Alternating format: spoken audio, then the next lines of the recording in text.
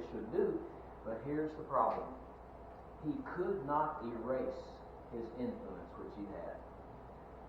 Fathers need to know this. Mothers need to know it. Anyone who has influence over children needs to know this. Even though we might change, problems that occur will have consequences. Even if down the road a ways we change and we make amends and all that, repentance takes place, the impact of bad behavior will still continue. We see that happening today.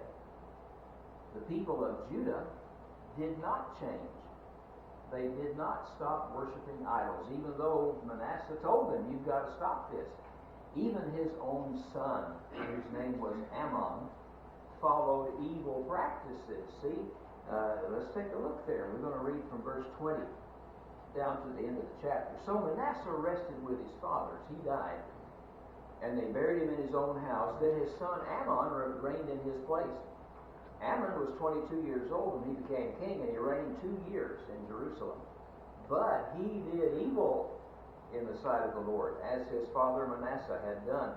For Ammon sacrificed to all the carved images which his father Manasseh had made, and served them.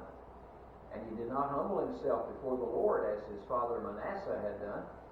But Ammon trespassed more and more. Then his servants conspired against him, and killed him in his own house. But the people of the land executed all those who had conspired against King Ammon, and the people of the land made his son Josiah king in his place. Well, what happened here? Ammon did not learn from that change in his father's behavior, and he went back to those evil practices, maybe looking back at what his father had done. His father had been a great promoter of worship to idols, and that is what Paul writes about in the Galatian letter. He tells us you have to be careful what you sow. He says, be not deceived, God is not mocked. For whatever a man sows, that he will also reap. For he who sows to his flesh will of the flesh reap corruption. But he who sows to the Spirit will of the Spirit reap everlasting life. Fathers, mothers, what are we sowing?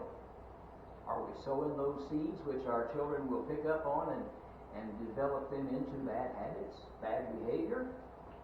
We need to be very careful and not start that to begin with. And yes, if it's already been done, we need to change. But realize that sometimes that change comes too late. It came too late for Ammon to be turned away from his evil nature. I see our time's getting a little bit short, so we're going to take a look here at the next one after this. King David, we'll come back to that with a different lesson. He had these sons whom he did not behave very well with. He didn't restrain them when he should have. And as a result of not restraining them like he should have, they became very evil themselves. We'll get back to here in just a moment.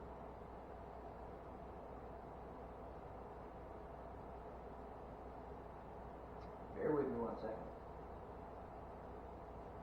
There it is. Okay. So as we wrap up our thoughts this morning, let's go ahead and jump to the fourth of those characters that we wanted to look at, which is another good example. I'd like for us to center our thoughts on this one here. His name is Jairus. Jairus, he is a concerned father. And we say from this example we're going to look at that that's what fathers need to be today. We need to be concerned. Too many times our concern is passed off. It's like a football. We toss it to somebody else, maybe the mother, or maybe other relatives, and fathers don't continue with that effort that they should. But you remember the story here. Take your Bible, if you would, open up to Mark chapter 5. The Gospel of Mark, chapter 5. Jesus here is in the middle of his Galilean ministry. He's preaching up around the Sea of Galilee, and just notice what happens here, starting in chapter 5 at verse 21. Now when Jesus had crossed over again by boat to the other side, a great multitude gathered to him, and he was by the sea. And behold, one of the rulers of the synagogue came, Jairus by name. And when he saw him, he fell at his feet, and begged him earnestly, saying, My little daughter lies at the point of death.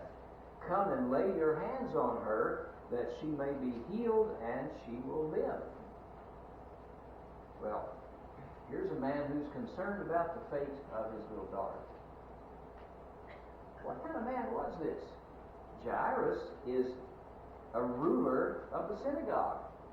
And the rulers of the synagogue were partners much of the time with the Pharisees and the scribes and all those who were opposed to Jesus. He was prejudiced against Jesus, most likely, and yet he laid aside that prejudice. He put it aside, recognizing the great value that Jesus had for his daughter. He laid aside his pride.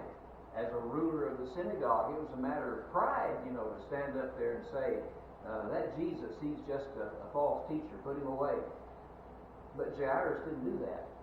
Notice what it says here.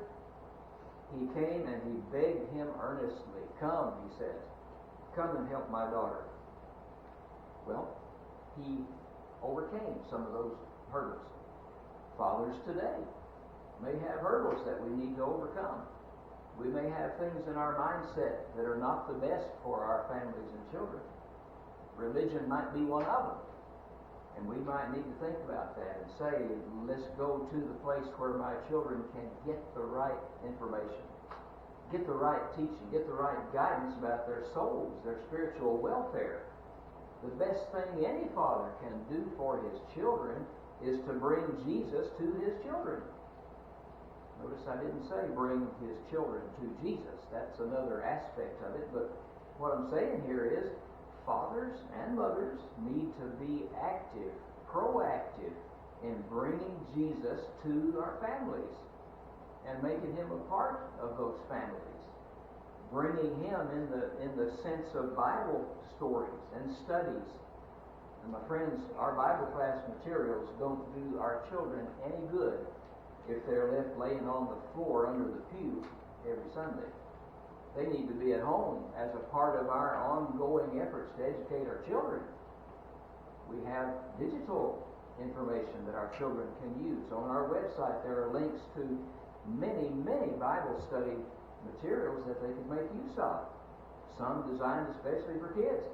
But the thing is, the best thing any father can do is to look out for that spiritual welfare like Jairus did. He was concerned about that daughter and what was going to happen to her. This daughter of Jairus needed Christ to restore life to her again.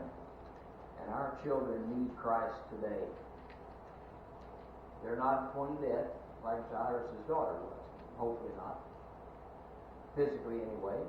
But spiritually, how close are our children to that one last step that will take them away from God forever? What can we do to stop that? How do we defend them against all the kinds of evil? We know that there's other kinds of evil, and yes, we're willing to arm ourselves and fortify our homes and do everything we can to protect them from physical harm, but what about spiritual harm that exists? Are we really doing what Jairus did and taking Jesus to the kids that need him? That's something to think about. As we wrap up our thoughts in that same chapter 5, take a look at verse 35. And as we read down through the end of this chapter, here's how the story turns out. While he was still speaking, some came from the ruler of the synagogue's house, who said, "Your daughter is dead. Why do you trouble the teacher any further?" As soon as Jesus heard the word that was spoken, he said to the ruler of the synagogue, "Do not be afraid, only believe." And he permitted no one to follow him except Peter, James, and John, the brother of James. Then he came to the house of the ruler of the synagogue and saw a tumult, those who wept and wailed loudly. When he came in, he said to them, "Why make this commotion and weep? The child is not dead, only sleeping." And they ridiculed him. But when he had put them all out